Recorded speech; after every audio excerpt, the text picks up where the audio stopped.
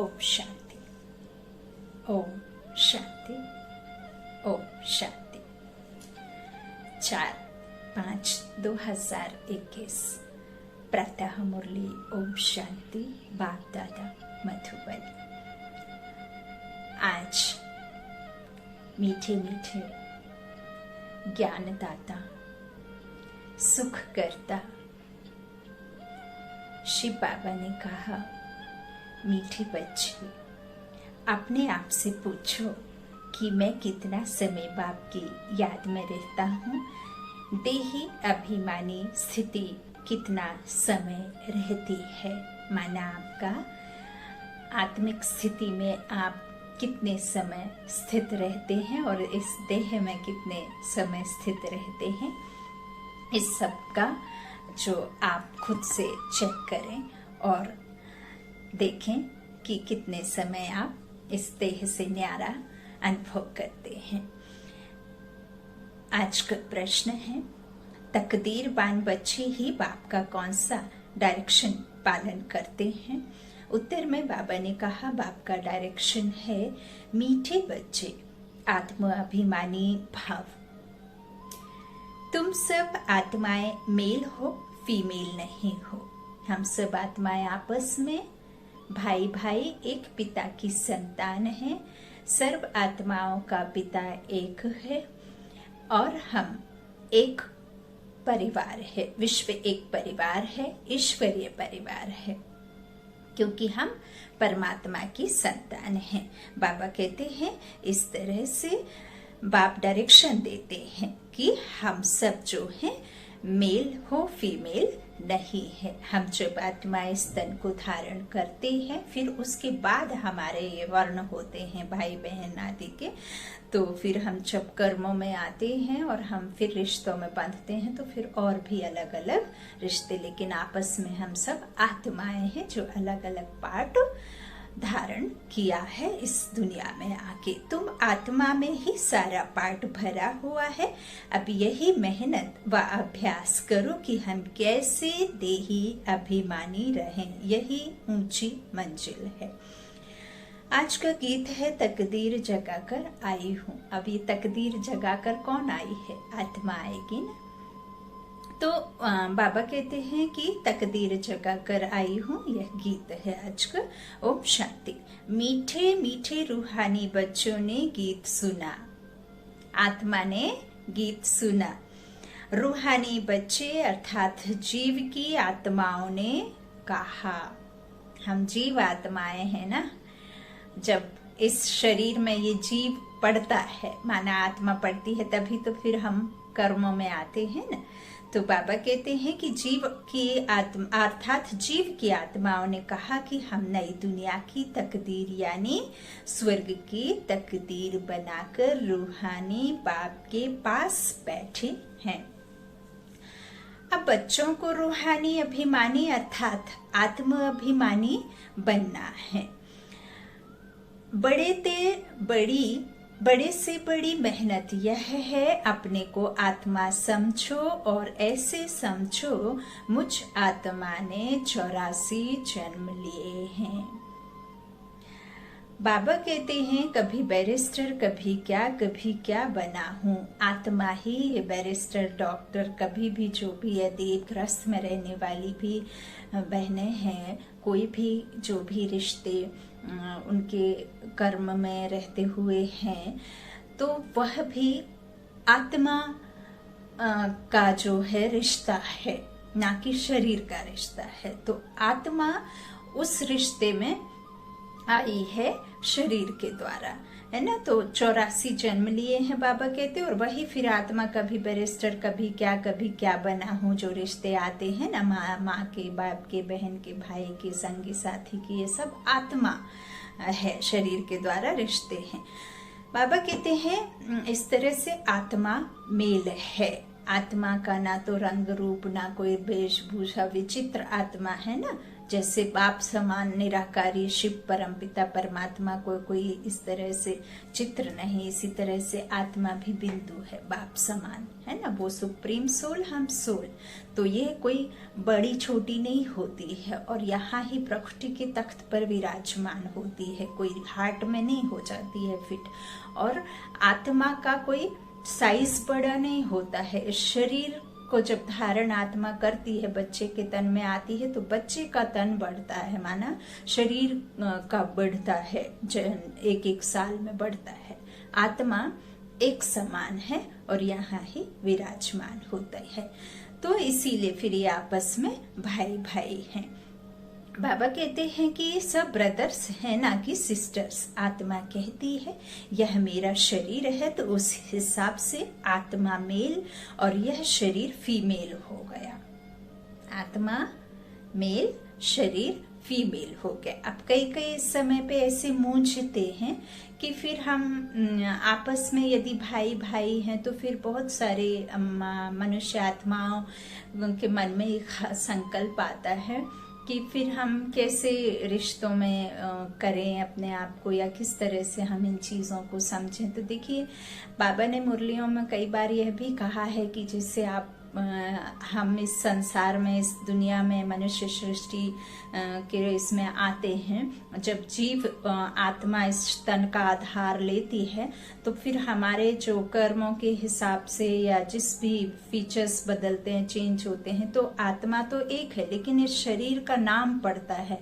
यदि आप इस हर एक मनुष्य को आत्मा आत्मा कहने लग जाए तो यह भी संभव नहीं है ना। जो शरीर रूपी नाम है, उस नाम से ही उसे पुकारना है। ऐसा नहीं कि एक परिवार में सास ससुर भाई बहन पति देवर हैं, सब लोग हैं, और आप हर एक को आत्मा आत्मा कह करके पुकारना शुरू कर देंगे। ऐसा नहीं, आपको साक्षी होकर के देखना है, समझना है, महसूस करना है, अनुभव करना है कि ये सामने वाली जो आत्मा का पार्ट है, वो पार्ट इस रिश्ते में मेरे साथ में बंधा हुआ है, लेकिन रिश्ता आत्मा निभा रही है शरीर के द्वारा। तो ऐसा नहीं है कि हम सास को जो है आत्मा आत्मा कहना शुरू कर देंगे, पति को आत्मा आत्मा कहना शुरू कर देंगे। ऐसा समझना है आपको, साक्षी होकर के सबको पार्ट को देखना है कि ये आत्मा बच्चे का पार्ट निभा रही है, ये आत्मा ऐसा है, हम सब उस परमपिता परमात्मा की संतान, लेकिन अलग अलग हमारे पार्ट हैं। तो बाबा हमें यही बात जो है समझाते हैं, समझने की कहते, बुद्धि में धारण करना है। बाबा कहते हैं इस तरह से आत्मा कहती है कि यह मेरा शरीर है, तो उस हिसाब से आत्मा मेल और यह शरीर फीमेल हो गया। हर बात को अच्छी रीति समझना है। बाप बड़ी विशाल महीन बुद्धि बनाते हैं। अब तुम जानते हो मुझ आत्मा ने 84 जन्म लिए हैं। हम आत्मा को ही कहते हैं कि मेरी आत्मा ने 84 जन्म लिए हैं, अलग अलग फीचर्स, अलग अलग शरीर को धारण करके और अलग अलग जगह पर, है ना। नाम, फेम, फीचर्स सब कुछ चेंज हो जाता है ना। तो बाबा कहते हैं इस तरह से संस्कार अच्छे व बुरे आत्मा में रहते हैं, शरीर में नहीं रहते हैं। यदि शरीर में ये अच्छे बुरे संस्कार हों तो फिर जब तन छोड़ती है आत्मा, जब देह का अंत होता है, तो फिर देह तो विनाशी है, देह तो पंच तत्व का बना, पांच तत्व में विलीन हो जाता है, तो फिर उस देह के साथ ही सारा सब कुछ खत्म हो जाए ना, सारे संस्कार, सारे अवगुण, सब कुछ उसी में चला जाए। लेकिन ऐसा नहीं है, आत्मा संस्कारों को धारण करती है, आत्मा अच्छे बुरे कर्म करती है, तो वही फिर वापस वो उसी तरह से वापस अगले जन्म में करना शुरू कर देती है ना, क्योंकि उसके साथ में वो चलते हैं। बाबा कहते हैं इस तरह से अच्छे व बुरे आत्मा में रहते हैं, उन संस्कारों अनुसार शरीर भी ऐसा मिलता है, सारा मदार आत्मा पर है।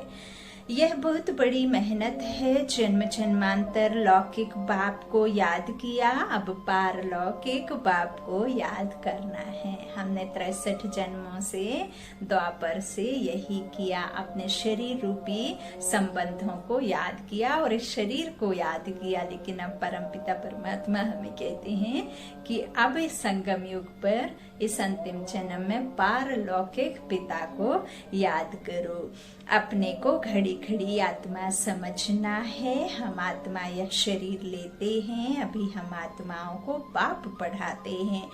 यह है रूहानी ज्ञान जो रूहानी बाप देते हैं। पहली मुख्य बात बच्चों को देही अभिमानी हो रहना है। देही अभिमानी हो रहना, बाबा कहते हैं यह बड़ी ऊंची मंजिल है। ज्ञान ऊंच नहीं है, ज्ञान में मेहनत नहीं है। जो परमात्मा ईश्वर हमें ज्ञान देते हैं तो वह ऊंची नहीं है। बाबा कहते हैं उसमें कुछ भी नहीं है। उससे तो आप पढ़ लेंगे, रख लेंगे, लिख करके रख लेंगे तो रिपीट कर देंगे और सब जगह बता देंगे। उससे मेन आपको बुद्धि में धारण कर उसका स्वरूप बनना है ना। देवी देवता क्यों कहते थे उन्हें? क्योंकि सिर्फ उनका ऐसे हाथ रहता था, दाता भाव होता था, देने के होते थे संस्कार, है ना। दाता भाव होते ना, जो लेवता नहीं होते हैं उन्हें देवता कहते हैं, और जो लेवता होते हैं वो इस समय के हैं, है ना। सिर्फ और सिर्फ लेना लेना लेना लेना। और इस संसार में जितने भी रिश्ते हैं, आज यदि हम ईश्वर से रिश्ता जोड़ करके रखा है तो उसमें उसके पीछे भी हमारा कुछ ना कुछ स्वार्थ है। तो इस संसार में हर एक रिश्ता स्वार्थ में बंधा हुआ है। लेकिन जो डीटीज्म धर्म है, जो देवी देवता आदि अनादि जो परमात्मा स्थापित करते हैं, उसमें लेवता के कोई भी होते नहीं हैं अवगुण, सिर्फ दातापन के भाव होते हैं, है ना। तो बाबा कहते हैं इस तरह से जो हम यही बाबा हमें समझाते हैं कि घड़ी घड़ी आत्मा खुद को समझना है। हम आत्मा यह शरीर लेते हैं। और अभी हमें कौन पढ़ा रहे हैं? रूहानी बाप आत्माओं को। और जो रूहानी बाप देते हैं हम रूहों को ज्ञान। तो बाबा कहते हैं पहली बात तो आपको यही है कि देह से खुद को न्यारा, देही अभिमानी समझना है। ये देह अलग और मैं आत्मा अलग। इस तरह से पहली मुख्य बात बच्चों को देही अभिमानी होकर रहना है। बाबा कहते हैं ज्ञान ऊंच नहीं है, ज्ञान में मेहनत नहीं है। सृष्टि चक्र को जानना यह है हिस्ट्री ज्योग्राफी। ऊंच ते ऊंच बाप है, फिर है सूक्ष्म वतन में देवताएं। और वह भी परमात्मा कहते हैं कि वो समझाइश के लिए रहता है, समझने के लिए रहते हैं। सूक्ष्म वतन एक्चुअली है परम धाम और ये साकार लोक। तो और हमारी नई दुनिया, सुख की दुनिया, स्वर्ग, है ना। एक बाबा कहते हैं ना परम धाम और शांति धाम, ये दो, है ना। तो इस तरह से बाबा कहते हैं कि उसे भी हम सबको समझाने के लिए, क्योंकि वहाँ सूक्ष्म वतन में माना कि कोई शरीर के साथ नहीं रहता है, कोई चार भुजाओं के साथ में वहाँ पे ऐसे नहीं रहते हैं। वहाँ तो सिर्फ हमें समझने के लिए, साक्षात्कार कराने के लिए उसको बाबा ने रचा है, ताकि हम जीवात्माएं अच्छे से उस चीज को समझ सकें। तो बाबा कहते हैं इस तरह से जो सूक्ष्म वतन यह बड़ी मंजिल है और ज्ञान में मेहनत नहीं है। बाबा कहते हैं यह जो चक्र है वह हिस्ट्री ज्योग्राफी है। ऊंच ते ऊंच है बाप और फिर है सूक्ष्म वतन में देवताएं। तो वर्ल्ड की हिस्ट्री ज्योग्राफी तो मनुष्य सृष्टि में होती है, मनुष्य सृष्टि पर होती है। बाबा कहते हैं मूल वतन सूक्ष्म वतन में कोई हिस्ट्री ज्योग्राफी नहीं है, वह है ही शांति धाम। जो बाबा कहते हैं ना कि इस तरह से सतयुग है सुख धाम। बाबा कहते हैं यहाँ ही यह सब है, वह है ही शांति धाम। सतयुग है सुख धाम और कलयुग है दुख धाम। यहाँ रावण राज्य में किसको शांति मिल नहीं सकती। अब तुम बच्चों को ज्ञान मिला है। हम आत्मा हैं ही शांति धाम में रहने वाली। अब हम आत्माएं चैतन्य स्वरूप में खुद को तन से न्यारा समझते हैं ना, और हम चैतन्य आत्माएं हैं, शरीर नहीं है। जड़ी भूत शरीर को हम जो है इससे मोह छुड़ाते हैं, है ना। तो चैतन्य शक्ति आत्माएं। बाबा कहते हैं इस तरह से हम आत्मा हैं ही शांति धाम में रहने वाली। यह ऑर्गन्स कर्म करने के लिए हैं। हम कर्म इंद्रियों के द्वारा कार्य करते हैं, लेकिन आत्मा कार्य कराती है ना। तो कर्म इंद्रियां आत्मा के द्वारा सुनती है, देखती है, बोलती है ना। आत्मा ही करती है सब यह सब। तो बाबा कहते हैं यस, इस तरह से चाहे कर्म करें चाहे ना करें, हम तो आत्मा हैं। हमारा स्वधर्म है शांत, हमारे आत्मा के स्वधर्म है ना 7, तो स्वधर्म हमारे आत्मा का है शांत। गले का हार शांति है। कर्म योगी है ना, तो कर्म भी जरूर करना पड़े। तन को लिया है तो कर्म तो बिना करे कुछ हो ही नहीं सकता जब तक। और कई फिर ऐसा भी समझते हैं कि हम जाकर जोत में जोत समा जाएंगे, तो वह तो हो ही नहीं सकता है ना। तो फिर आत्मा तो जब तन को लिया है तो कोई सोचे कि हम जीरो थॉट हो जाए, हमारे अंदर संकल्प ही ना चले, तो वह भी नहीं हो सकता। जब तक आप इस तन में हैं तब तक आपको थॉट श्रेष्ठ रखने हैं, जीरो नहीं करने हैं। जो हमारे अंदर व्यर्थ चलता है उस व्यर्थ को आपको समर्थ जो है श्रेष्ठ संकल्पों के द्वारा उसकी समाप्ति करना है। बस यही एक जीने की कला है। तो बाबा कहते हैं इस तरह से हमारा जो कर्म योगी है ना, तो कर्म भी जरूर करना है। कर्म सन्यासी कभी हो नहीं सकते। यह भी इन सन्यासियों का पाठ है। घर बार छोड़ जाते हैं, खाना नहीं पकाते हैं। बाबा कहते हैं कि इस तरह से गृहस्थियों से भिक्षा मांगते, फिर भी उन गृहस्थियों के पास खाते हैं ना। घर बार छोड़कर कर्म तो फिर भी करते हैं। अब जो हठ योगी सन्यासी जो घर बार वानप्रस्थ अवस्था में छोड़ दिया करते हैं एक एज के बाद में कि हम यहाँ समाधि के लिए जा रहे हैं, वहां के लिए जा रहे हैं, तो पापा कहते हैं फिर भी वो कर्म तो करते हैं ना। रोटी पानी खाने के लिए गृहस्थियों से मांगते हैं या खाना खाते हैं, खाना पकाते हैं, तो कर्मों से करना तो कहते हैं ना। तो बाबा कहते हैं इस तरह से घर बार छोड़कर कर्म तो फिर भी करते हैं। कर्म संन्यास तो हो नहीं सकता, कर्म संन्यास किसी का हो ही नहीं सकता, बाबा कहते हैं। तो इस तरह से कर्म संन्यास तब है जब आत्मा शांति धाम में रहती है। कर्म से मुक्त कब होती है आत्मा? जब आत्मा इस शरीर को छोड़ करके शांति धाम में निवास करती है, तभी हम कर्मों से मुक्त हो सकते हैं। नहीं तो कर्म तो हर कोई करता है यदि इस तन को धारण किया है तो। बाबा कहते हैं इस तरह से शांति धाम में जब रहती है तब आत्मा कर्म संन्यास है। वहां कर्मेंद्रियां ही नहीं है तो कर्म कैसे करेंगे? बिना कर्मेंद्रियों के, बिना शरीर के तो आत्मा कुछ काम की नहीं, और ये शरीर बिना आत्मा के कुछ नहीं। आत्मा भी अकेली और शरीर भी तो बेजान हो जाता है। जब तक तन में आत्मा है तभी तक आप कर्म में है। फिर आत्मा शरीर के साथ आप कुछ भी करो, उसे फेंको, चीरो फाड़ो, कुछ भी करो, शरीर को तो तकलीफ नहीं होती। शरीर को तकलीफ होती है जब आत्मा इस तन में रहती है ना। कोई दुख दर्द, अब जैसे किसी को बहुत विकट कोई बीमारी है तो वो बीमारी शरीर थोड़ी, आत्मा शरीर के द्वारा जो है तकलीफ में रहती है ना। तो बाबा कहते हैं इस तरह से कर्मेंद्रियां ही नहीं तो कर्म कैसे करेंगे? तो इसको कर्म क्षेत्र कहते हैं। कर्म क्षेत्र पर सबको आना पड़ता है, वह है शांति धाम अथवा मूल वतन, फर्स्ट फ्लोर। बाबा कहते हैं ऐसे नहीं कि ब्रह्मा में आत्मा को लीन होना है, ब्रह्मा में आत्मा को लीन नहीं होना। बाबा कहते हैं आत्मा शांति धाम में रहने वाली है, फिर यहाँ कर्म क्षेत्र पर पाठ बजाने आती हैं इस तन को धारण कर। यह है डिटेल की बातें। बाबा कहते हैं नटशेल में तो कहते हैं अपने को आत्मा निश्चय करो और बाप को याद करो तो विकर्म विनाश हो जाए। इसको ही भारत का प्राचीन योग कहा जाता है। योगेश्वर योग लगाना सिखाना, राजयोग सिखाते हैं, फिर राजेश्वरी बनाते हैं। और यह राजयोग सिर्फ वही सिखा सकता है जिसकी हमें याद में रहना है, और कोई यह राजयोग सिखा ना सके। तो यह है ही प्राचीन भारत का राजयोग, जो कि स्वयं राजेश्वर आकर, परम पिता परमात्मा आकर के यह सब हमें नॉलेज देते हैं कि तुम्हें हमसे क्यों योग लगाना है, क्यों ये राजयोग सीखना है, क्यों मेरी याद में टिकना है ना। यह सब नॉलेज खुद ही आकर देते हैं। तो वास्तव में इनको योग भी नहीं कहेंगे, याद कहना जो है कहना चाहिए।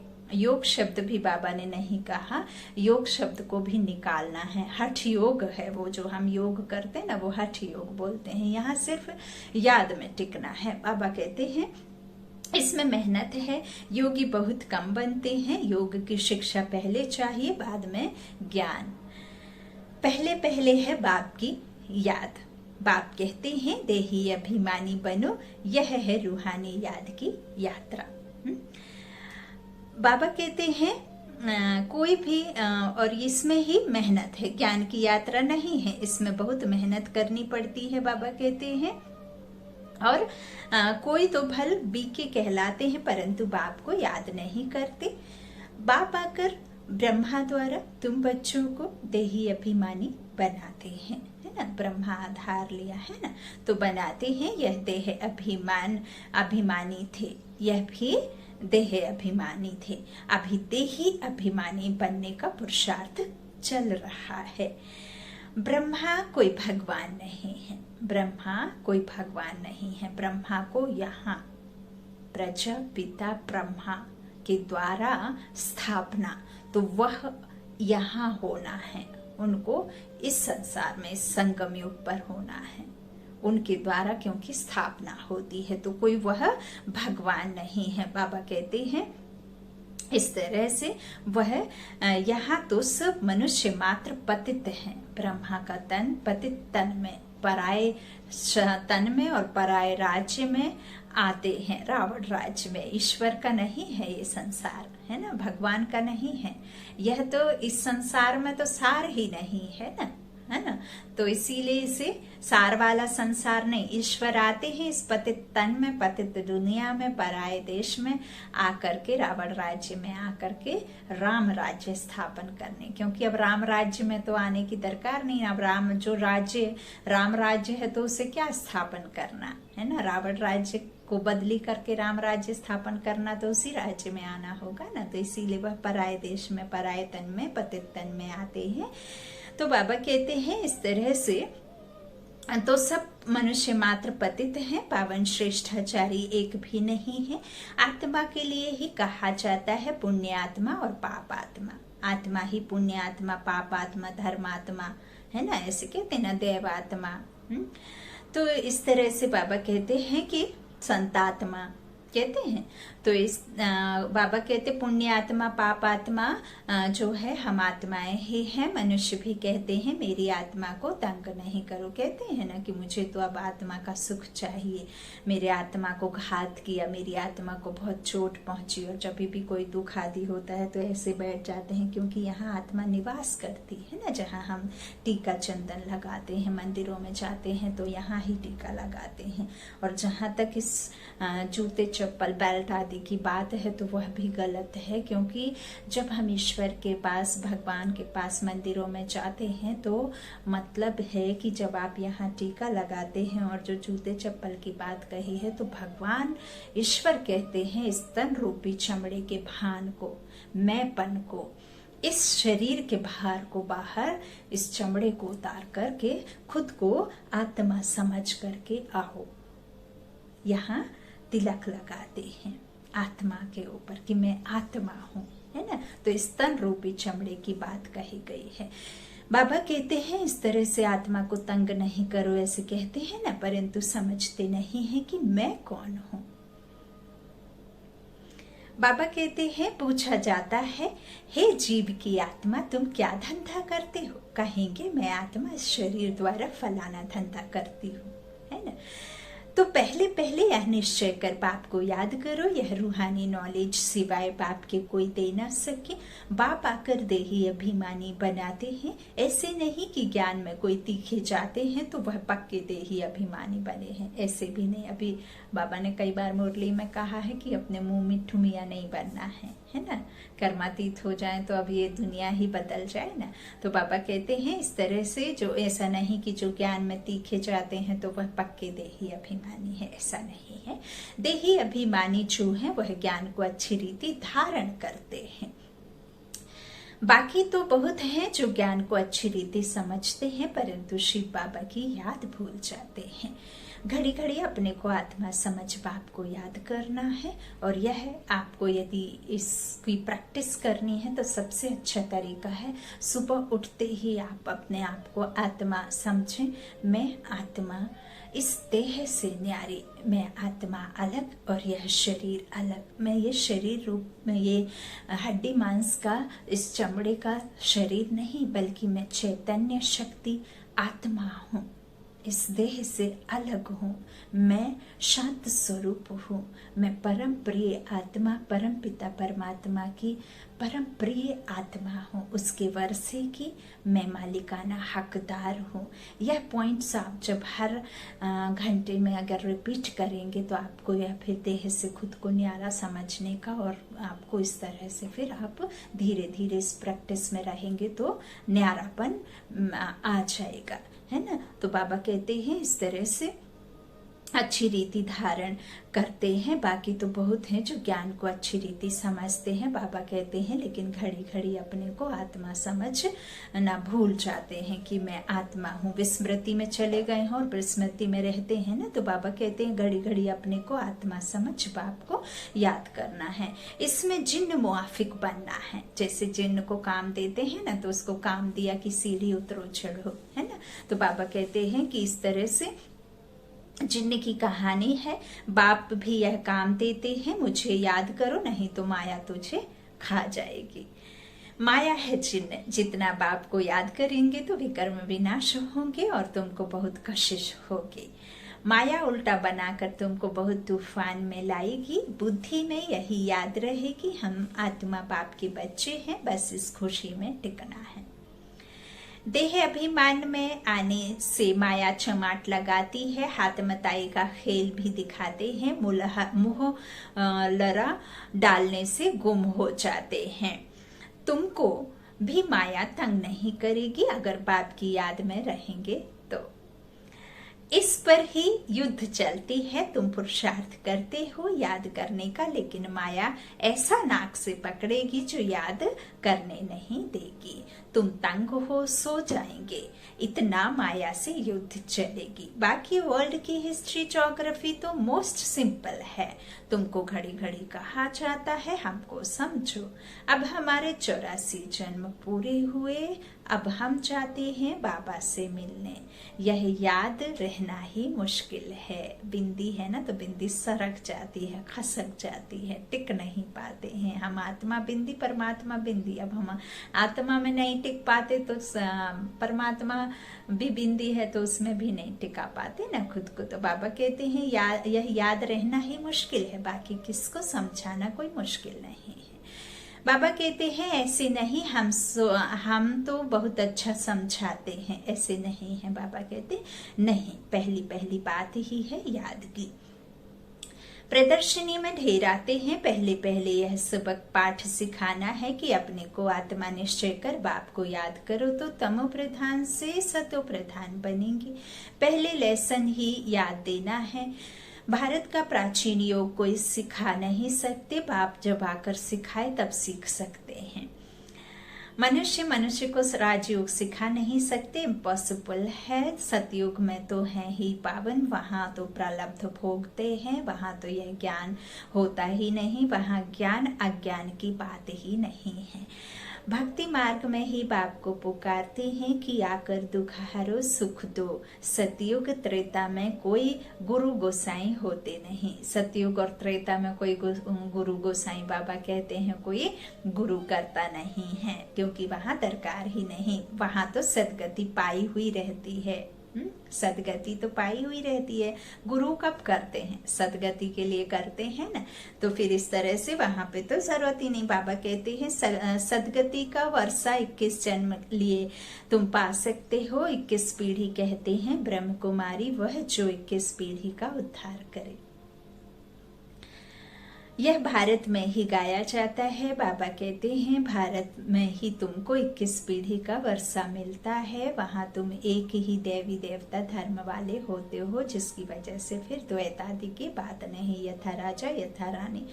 बाबा कहते हैं इस तरह से दूसरा कोई धर्म नहीं है। बाप आकर तुमको मनुष्य से देवता बनाते हैं। पवित्र होने बिगर हम वापस जा कैसे सकते हैं? यहाँ तो सब विकारी पतित हैं। जो धर्म स्थापक हैं वह फिर पालना करते हैं उनके धर्म की वृद्धि होती जाती है। वापस कोई भी जा नहीं सकता, एक भी एक्टर वापस जा नहीं सकता। सबको सतो प्रधान सतो रजोतमो में आना ही है।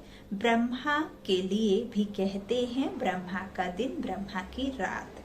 तो क्या सृष्टि में अकेला ही ब्रह्मा होगा क्या? नहीं। तो अभी तुम ब्राह्मण कुल के बन रहे हो, तुम रात में थे, अब दिन में जा रहे हो। रात से भक्ति से ही दुख शुरू होता है, तो रात भक्ति काल से ही शुरू होती है। अब तुम दिन में जा रहे हो। तुमको समझाया है कि कितना समय पूज्य बने में रहते हो, कितने समय पुजारी बनते हो। जब तक बाप ना आए तब तक कोई भ्रष्टाचारी से श्रेष्ठाचारी बन ना सके, और ईश्वर ही आकर के हमें अपने कर्मों की गुहागति को समझा करके हमसे ही कर्म करा, हमारे कर्मों को ही श्रेष्ठ बनाते हैं और हमें ही आदर्श धर्म और हमें ही जो है उसका दान देते हैं, अर्थात हमसे ही कराते हैं। तो नए राज्य की स्थापना बाबा कहते हैं तुमको समझाया है कि कितना समय पूज्य बने में थे, है ना। तो बाबा कहते हैं कि अब श्रेष्ठाचारी भ्रष्टाचारी से तुम बन रहे हो और बिना बाप के यह कोई बना ना सके। भ्रष्टाचारी उनको कहा जाता है जो विकार से पैदा होते हैं, अर्थात रावण राज्य। रावण राज्य में द्वापर से सब फिर विकार, देवता ही वाम मार्ग में गिर करके कामचिता पर बैठ काले हो जाते हैं ना, गोरे से काले श्याम बन जाते हैं सुंदर से। तो बाबा कहते हैं इस तरह से विकार से पैदा होते हैं, इसलिए इसको हेल कहा जाता है। हेल और हेवन दोनों में अगर दुख हो तो फिर तो उनको हेवन ही ना कहा जाए। यदि हेल और हेवन दोनों में ही दुख हो तो फिर उसको हेवन क्यों कहेंगे, स्वर्ग क्यों कहेंगे, उसे भी नरक कहेंगे ना। तो बाबा कहते हैं इस तरह से उसे क्यों कहेंगे हेवन, उसको हेवन ही ना कहा जाए। जब तक पूरा समझा नहीं है तो उल्टे सुल्टे प्रश्न करेंगे। बाबा कहते हैं तुमको समझाना है भारत बहुत ऊंचा था, जैसे ईश्वर की महिमा अपरंपार है वैसे भारत की भी महिमा अपरंपार है। भारत क्या था, ऐसा किसने बनाया, बाप ने जिसकी महिमा गाते हैं, या बाप ही आकर बच्चों को विश्व का मालिक बनाते हैं।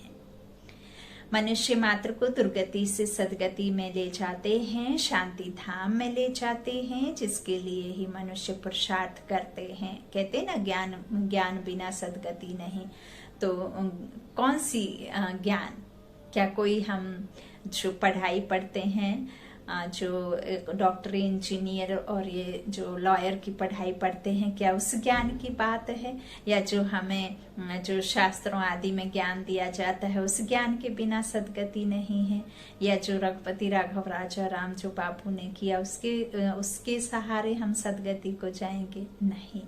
उन सब से तो हम शरीर निर्वाह के लिए डॉक्टर इंजीनियर करते हैं, तो उस ज्ञान से तो हम अपने स्तन के शरीर निर्वाह के लिए, अपने भौतिक सुख सुविधाओं के लिए, अपने खाने के लिए इकट्ठा करते हैं। वो पढ़ाई वो है, वो ज्ञान अलग है। और ज्ञान जो हमें स्वयं ईश्वर देते हैं, ऊंचते ऊंच ज्ञान, यह ऊंचते ऊंच ज्ञान है जिसके बिना किसी भी आत्मा की सदगति नहीं है। सर्व आत्माओं का सदगति दाता ज्ञान दाता, सदगति करता बेहद का बाप है। स्वयं निराकारी शिव परमात्मा, गीता का भगवान शिव। तो बाबा कहते हैं इस तरह से जिसके लिए ही फिर मनुष्य पुरुषार्थ करते हैं उसको अटल सुख, अटल शांति, अटल पवित्रता कहा जाता है। शांति धाम को, तो सुख धाम को, सुख धाम अर्थात सतयुग। बाबा कहते हैं वहां तुम सुख में भी हो, शांति में भी हो, और बाकी आत्माएं शांति में रहती हैं। सुख धाम अर्थात सतयुगी दुनिया, और शांति धाम निर्वाण धाम है ना, जहां आत्माएं सिर्फ और सिर्फ शांति में रहती हैं। तो बाबा कहते हैं इस तरह से मुक्ति, जीवन मुक्ति होती है ना। तो जीवन मुक्ति दाता, मुक्ति जीवन मुक्ति दाता सिर्फ और सिर्फ भगवान है। तो शांति में भी हो और बाकी आत्माएं शांति में रहती हैं। मैक्सिमम जन्म तुम लेते हो। कौन? जो सतयुग की आत्माएं रहती हैं, सुखधाम की दुनिया की आत्माएं होती है ना। तो बाकी मिनिमम वाले अटल शांति में रहते हैं। वह जैसे मच्छरों सदृश आए, एक आधा जन्म पाठ बचाया, यह क्या? उनकी कोई वैल्यू नहीं। मच्छरों की क्या वैल्यू है? रात को जन्मते हैं और रात को ही मर जाते हैं, है ना। तो बाबा कहते हैं इस समय बहुत करके शांति ही चाहते हैं, क्योंकि इस समय के गुरु लोग शांति में जाने वाले। तुम यहाँ आए हो स्वर्गवासी बनने के लिए। स्वर्गवासी को शांतिवासी नहीं कहेंगे। शांतिवासी निराकारी दुनिया को कहा जाता है। मुक्ति अक्षर गुरुओं से सीखते हैं। माताएं व्रत नियम रखती हैं बैकुंठपुरी में जाने के लिए। कोई मरता है तो भी कहते हैं स्वर्गवासी हुआ, तो कोई होता नहीं है। हाँ, लेकिन भारतवासी हेवन को ही मानते हैं, समझते हैं भारत पैराडाइज था। हाँ? तो बाबा कहते हैं शिव बाबा भारत में ही आकर स्वर्ग की रचना करते हैं। ऐसा नहीं है कि स्वर्ग कोई दूसरी संसार में बसाएंगे, स्वर्ग को यहाँ ही लाना है। अब इस नर्क को स्वर्ग में बदली करना है, तो यहाँ ही स्वयं निराकार शिव परमात्मा आकर रचता बाप उस स्वर्ग की रचना रचते हैं। तो जरूर यहाँ ही रचेंगे ना, तो स्वर्ग में तो नहीं आएंगे। कहते हैं मैं आता हूँ स्वर्ग और नर्क के संगम पर, कल्प कल्प के संगम पर आते हैं। उन्होंने फिर युगे युगे लिख दिया है कि हर युग में आकर के करते हैं। तो हर युग की स्थापना अगर होती तो फिर इतने जास्ती पाप नहीं होते ना। तो बाबा कहते हैं इस तरह से उन्होंने लिख दिया कि युगे युगे आते हैं। कल्प का अक्षर भूल गए हैं, यह भी खेल बना हुआ है, फिर वही रिपीट होगा। इस अंतिम जन्म में तुम बाप को और सृष्टि चक्र को जानते हो। बाबा कहते हैं कैसे स्थापना होती है नंबरवार, सो अब तुम जानते हो। यह सारा खेल तुम भारतवासियों पर ही बना हुआ है। अभी तुम बाप द्वारा राजयोग सीखते हो, बाप की याद से ही राज्य पाते हो। चित्र भी खड़े हैं ना, यह सब चित्र किसने बनाए? इनको कोई गुरु गोसाई तो नहीं है ना। अगर कोई गुरु होता तो भी गुरु को एक शिष्य थोड़े ही होता, एक शिष्य थोड़े ही होता। बाबा कहते अनेक होते ना। तो यह नॉलेज सिवाय एक बाप के और कोई जान ना सके। बहुत लोग पूछते हैं यह चित्र तुम्हारे दादा ने बनवाए हैं? तो यह तो बाप ने दिव्य दृष्टि से साक्षात्कार कराया है ना। तो बैकुंठ का भी साक्षात्कार कराया है। बाबा कहते हैं वहाँ कैसे स्कूल चलती है, क्या भाषा होती है, सब साक्षात्कार किए हैं। बच्चे भट्टी में थे तो बाबा बच्चों को बहलाते थे। कराची में सिर्फ तुम ही अलग रहते थे, रहे हुए थे, जैसे अपनी राजाई थी, अपनी तात अपनी बात दूसरा कोई समझ ना सके। समझते थे यह खुदा प्रस्त है। बाबा ने समझाया है कि तुम हो नन्स, नन बट वन, एक बाप के सिवाय और कोई को याद नहीं करना। नन्स तो वह नन्स क्राइस्ट को ही जानती हैं, उनके सिवाय कोई को नहीं। तुम जानते हो वर्षा एक शिव बाबा से मिलता है। शिव बाबा है बिंदी, वह भी कोई द्वारा ही समझाएंगे ना। प्रजापिता ब्रह्मा तो जरूर यहाँ होगा। बाप कहते हैं इनके बहुत जन्मों के अंत के जन्म में पतित शरीर में प्रवेश करता हूँ। अच्छा, बाप दादा का याद प्यार ले लीजिए। मीठे मीठे सीखी लाधे बच्चों प्रति माता पिता बाप दादा का याद प्यार और गुड मॉर्निंग। रूहानी बाप की रूहानी बच्चों को नमस्ते। हम रूहानी बच्चों की रूहानी माता पिता बाप दादा को याद प्यार और गुड मॉर्निंग। शुक्रिया बाबा, मीठे बाबा, प्यारे बाबा, सबका साथी सबका सहारा मेरा बाबा, सबका बाबा। धारणा के लिए मुख्य सार है। पहला, ज्ञान को अच्छी रीति धारण कर देही अभिमानी बनना है। यही मेहनत है, यही ऊंची मंजिल है। इस मेहनत से आत्मा को सतो प्रधान बनाना है। दूसरा है जिन्न बनकर याद की यात्रा करनी है। माया कितने भी विघ्न डाले लेकिन मुख में मुलहरा डाल देना है। माया से तंग नहीं होना है, एक की याद में रहकर तूफान हटा देने हैं। आज का वरदान बाबा ने बच्चों को दिया, अलौकिक खेल और खिलौनों से खेलते हुए सदा शक्तिशाली बनने वाले अचल अटल भव। अलौकिक जीवन में माया के विघ्न आना भी अलौकिक खेल है। जैसे शारीरिक शक्ति के लिए खेल कराया जाता है, ऐसे अलौकिक युग में परिस्थितियों को खिलौना समझकर यह अलौकिक खेलो। इनसे डरो या घबराओ नहीं, सर्व संकल्पों सहित स्वयं को बाप दादा पर बलिहार कर दो तो माया कभी पार नहीं कर सकती है। रोज अमृत वेले साक्षी बन स्वयं का सर्व शक्तियों से श्रृंगार करो तो अचल अडोल रहेंगे। सुबह सुबह अमृत वेले बाबा से शक्तियां भरने का समय होता है ना, फिर वही शक्तियां हमारे पूरे समय साथ चलती हैं, उन्हीं शक्तियों से हम शुरुआत करते हैं, है ना। तो आज का स्लोगन है, कोई भी संसार समाचार सुनना सुनाना यह भी स्वयं में खिचड़ा जमा करना है। स्लोगन है, कोई भी संसार समाचार सुनना सुनाना यह भी स्वयं में खिचड़ा जमा करना है। व्यर्थ से मुक्त रहना है तो हर एक को साक्षी होकर के देखना है। ओम शांति। ओम शांति।